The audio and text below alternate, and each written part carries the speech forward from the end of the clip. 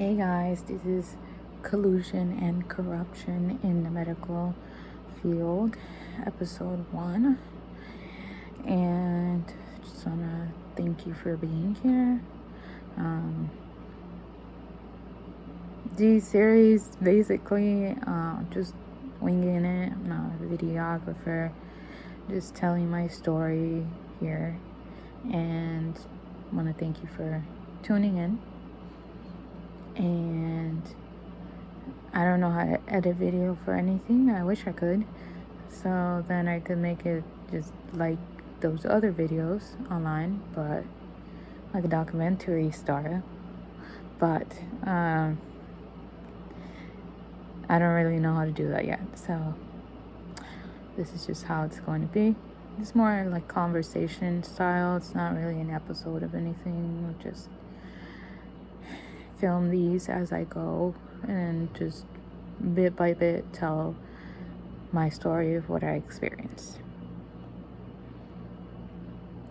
I live in a medium-sized town, northern United States, northeast ish, kind of, not really, it's more little central, but either way it's north. So I live in a medium-sized town, like I said, and there's like two major medical institutions per se in this city. So like basically like two big hospital networks. One of them runs a university, and so it brings its research students over to become doctors at the actual hospital or do research, etc., to continue to grow its technologies. The other one is just a normal hospital network.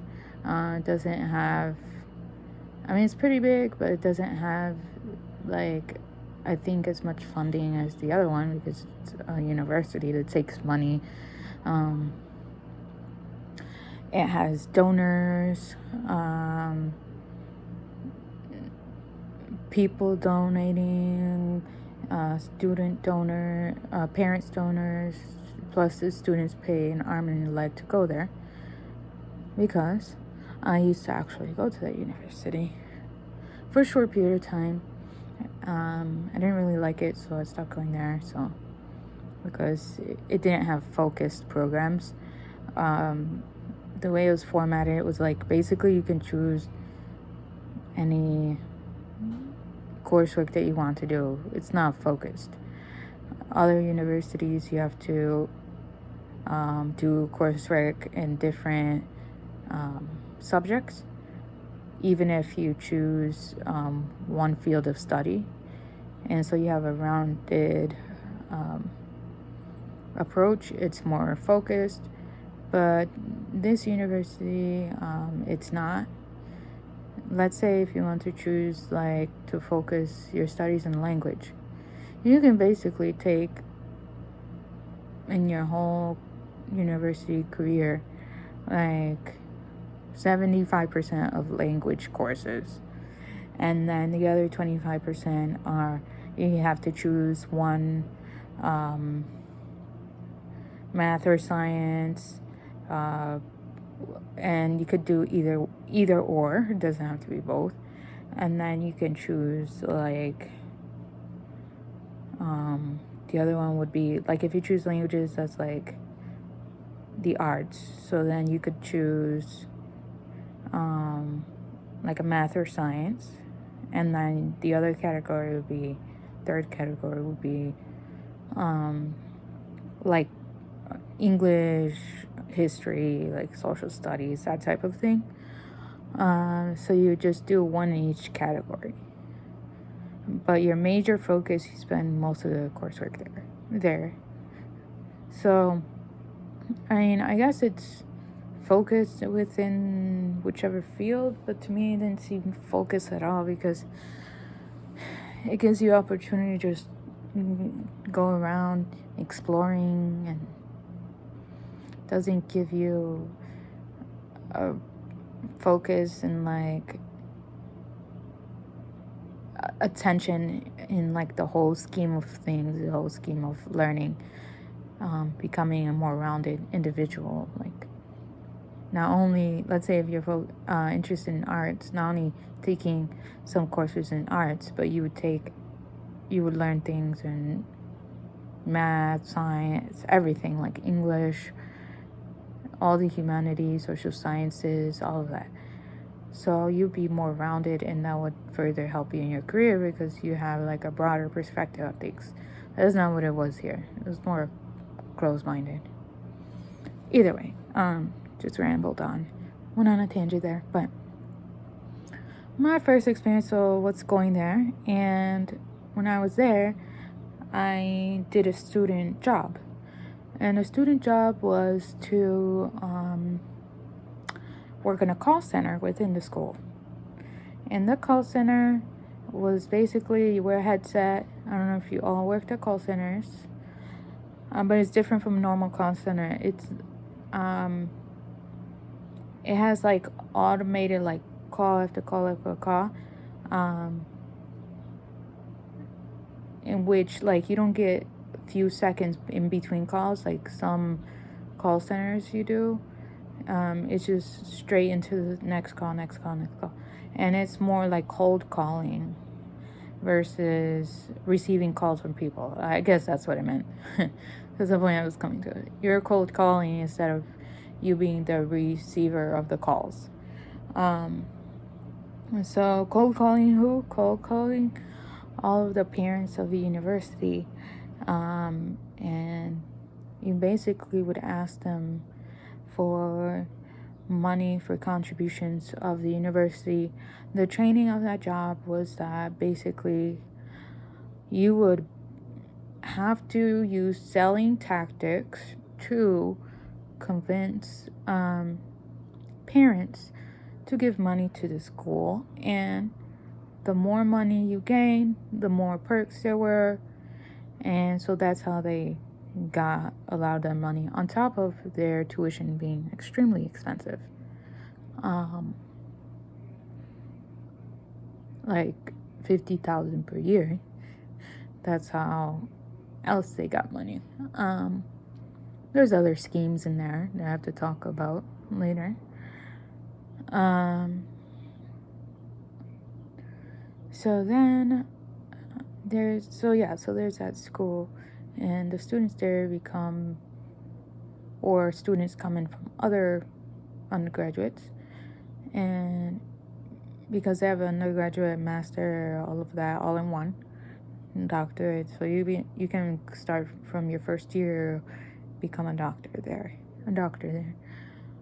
or you can come from other schools. Either way. So, and they have a nursing school too. So they come from there. That was my experience. And they go straight into the hospital. So it's like a mill, constantly bringing in more and more people. And I actually also work there. And that's where the rest of my bad experience began. I mean, it continued after as like a patient, but so I was in a point where I was looking for work. I was working at the time at a call center, and I didn't like it. It's just my health was like, I was gaining so much weight, and that brings health problems,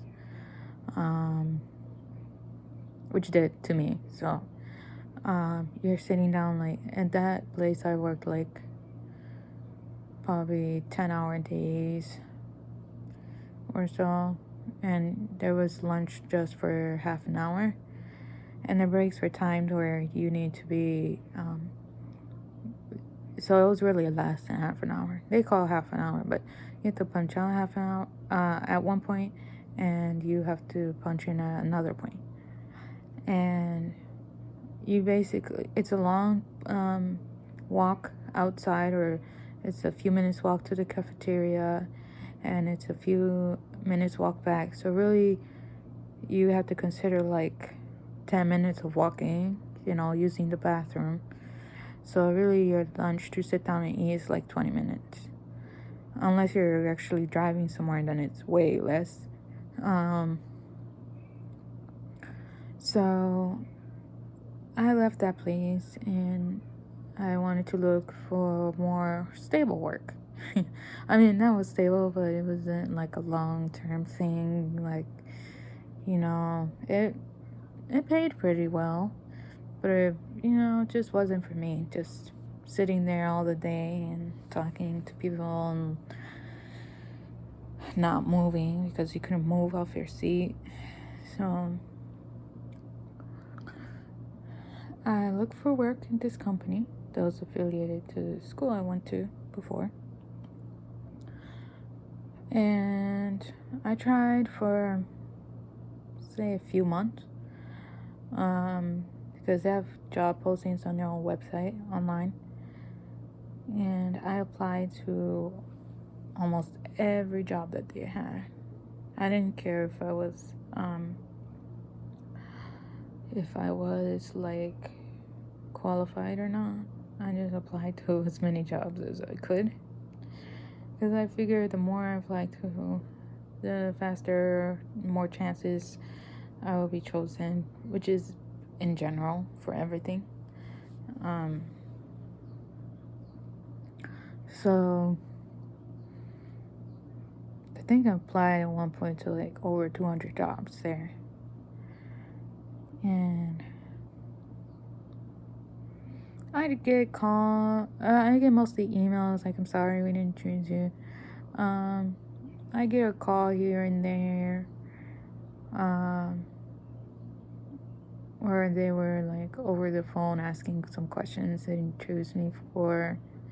And so basically, I'm not the only one, but it's extremely hard to get in there, because that's how they make it, and they don't just choose like an obvious choice as a worker. They just, I don't know what formula they use, but it's hard to get inside, and once you're in there, the culture is really harsh. So I wish I'd known that before. So then I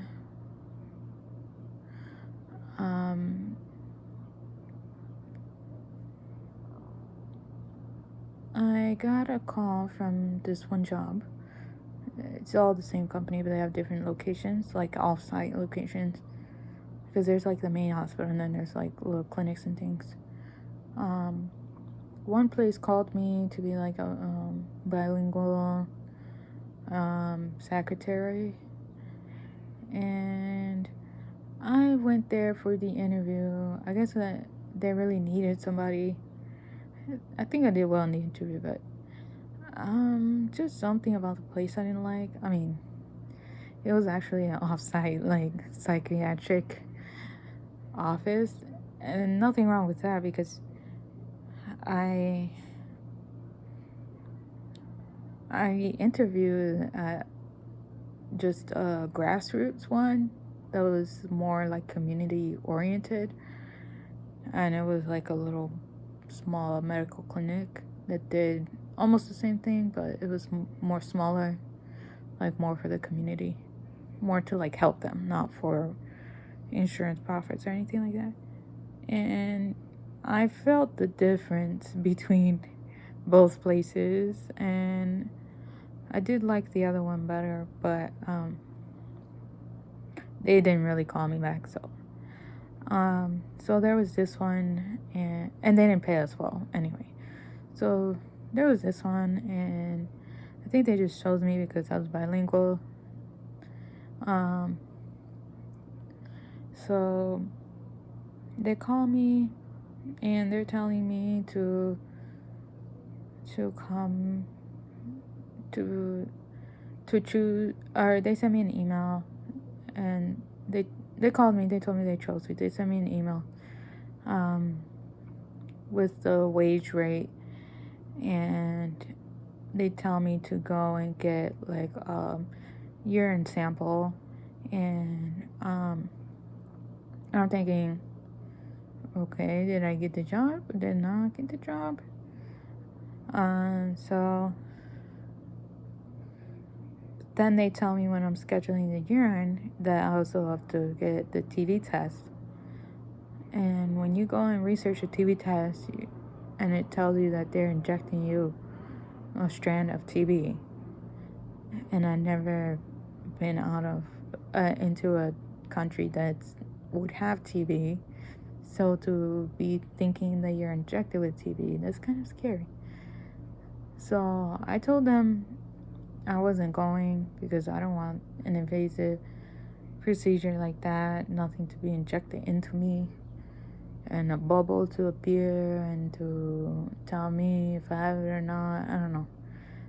Something about injecting something into my body just doesn't go right with me. So, I rejected the offer, and I tried to see, because maybe it was just for that office. I wasn't sure what the protocol was. But from the start, it seemed like they wanted to force me to do that, and I didn't want to. And they were like rushing me, like trying to get me as fast as they could into the office. I think they needed someone soon, and it just seemed all rushed and just forced, and I didn't really like that. So I just didn't go forward with it. Then a few months later, because meantime I worked somewhere else, a few months later I tried to apply again, and I applied to other type of offices because I didn't really want to be working with like psychiatric patients, just because in that office they said that there was a safety concern. That kind of also is another reason why I didn't want to work there, especially if I was going to be the closer. Like, they didn't have a security guard, so no. So then I applied to just like other more normal places, like optometry office, or like a normal receptionist and other places. Had a few interviews with that same company. No cigar. Then there was this one place, the final place. There was this one place. It was a call center, funny enough, because I had experience in call center. They wanted to take me. They offered me a position. However, when I went home, I thought I had the job and everything. I made a good impression on them. And when I get home, an hour later, they call me and they tell me that they're sorry because they're not able to go forward with their job offer that they offered me. And I was stunned and shocked. Like, you just told me, we were in the office for like 2 hours. You told me I'm offered this job. You shook my hand, and I left and I went home. And then you called me an hour later to tell me no. So then I go ahead and ask them why. And they said it's because I declined the previous job opportunity with the guy, that the manager of the psychiatric place. And I said, what an asshole. And I said, why is that? They said, because he said that you accepted the job after and then declined it, and so we can't take you. And I said, that's bullshit, because I never accepted the job after. I never told them I wanted the job after I found out how it really was. And I never went to make a urine sample. I never signed any papers. I never went to any training. So how can you tell me I accepted a job offer and then just left it? Like, that was bullshit. So then I made a complaint to that university. I said it's illegal. I should talk to a lawyer about this because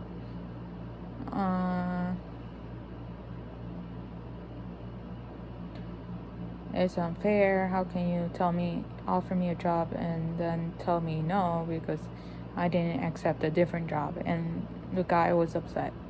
So I called him and he basically acted like he didn't know anything, wasn't his fault, etc. The I don't know card. You know, the one that gaslighters use. He was a psychologist, so really I think he was a gaslighter. Anyway. So I made a complaint with the person in human resources too, but soon to find out, those people are all conjoined,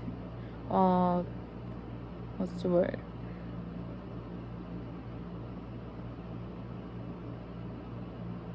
Accomplices, per se. And so I did actually talk to a lawyer, and he talked to them, but he told me that if they claim that it's against the policy and there's something written like that, then he can't really do much. So basically, to me, it's like he didn't want to go against big company because of a small problem like that. But to me, it was a big problem because it's like you offer me a job and then you tell me an hour later that you can't give it to me because some other idiot in the company was upset that I didn't accept his job, so then wanted to block me, or if I had, in crude terms, cock block me from working elsewhere that wasn't his office, for leaving him high and dry, basically. So that was bullshit. Sorely enough, I tried again to work there, and I'll continue that in the next video. Thank you for tuning in. I'm gonna take a break, and not sure when I'm going to put the next video, but I'll continue the story. Thank you.